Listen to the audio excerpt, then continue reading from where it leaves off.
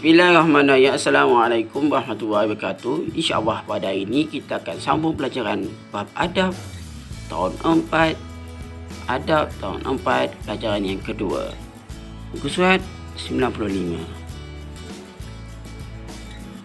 95. Okey, jom kita tengok. Pelajaran yang kedua, adab ketika bertanya. Adab ketika bertanya. Ya, macam mana kita nak tahu konsep yang mudah dalam adab ni? Mudah saja, benda yang sama dan benda yang berulang, pengajaran, faedah dan hikmah dan akibat. Okey, adab bertanya. Yang pertama, mulakan dengan salam. Apa dia? Mulakan dengan salam. Yang kedua, meminta izin sebelum bertanya. Yang ketiga, bertanya dengan mukanya manis. Yang keempat, menggunakan bahasa yang baik dan teratur. Yang kelima, ucapkan terima kasih selepas bertanya. Yang keenam, bertanya dengan bahasa yang mudah difahami. Yang ketujuh, bertanya pada masa yang sesuai. Macam dalam kelas, anak-anak semua bila nak bertanya, nanti dulu tunggu ustaz soal dulu baru bertanya, supaya awak jelas. Jangan nak ustaz tak ajar lagi, ustazah tak ajar lagi, tiba-tiba awak dah tanya. Macam mana? Tiba-tiba awak cakap, ustaz saya tak faham lah. Ustaz tak ajar lagi, awak tak faham. Macam mana? Contoh. Okey, jadi ada bertanya, pastikan mulakan dengan salam. Okey, jelas. Okey. Dan insyaAllah seterusnya, perkara yang dilarang ketika bertanya.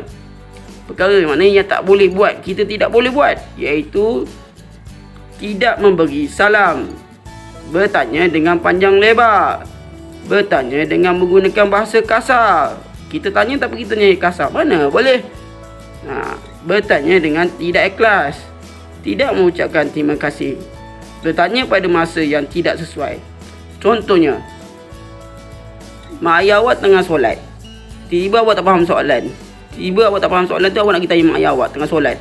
Awak, ayah nak tanya, sesuai ke? Tak sesuai kan? Macam tu lah macam kita. Jadi jangan tanya lebar, pendekkan soalan. Okey. Dan bila kita dah bertanya, pastikan kita jaga adab kita, iaitu mengucapkan terima kasih. Ni perkara yang dilarang. Maknanya tidak molek lah, tidak cantik bila tidak mengucapkan terima kasih.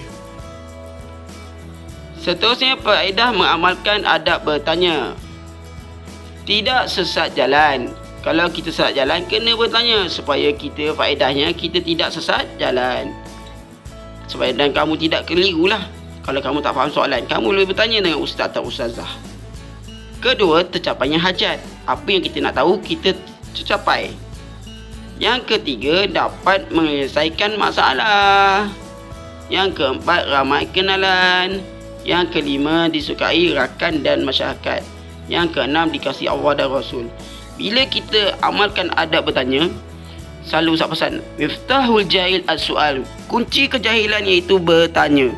Sebab tu kalau kamu ada soalan yang kamu tak tahu, kamu ada tahu macam benda yang kamu tidak tahu, kamu keliru, kamu tak boleh nak fokus, kamu kena tanya. Macam kamu belajar dengan matematik dengan Ustaz Nazmi, atau kamu belajar bahasa English, atau kamu belajar dengan sains.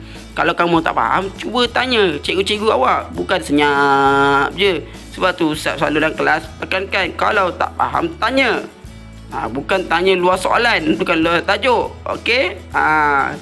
Nampak tak boleh. Ini kena ingat ni, kata-kata kunci.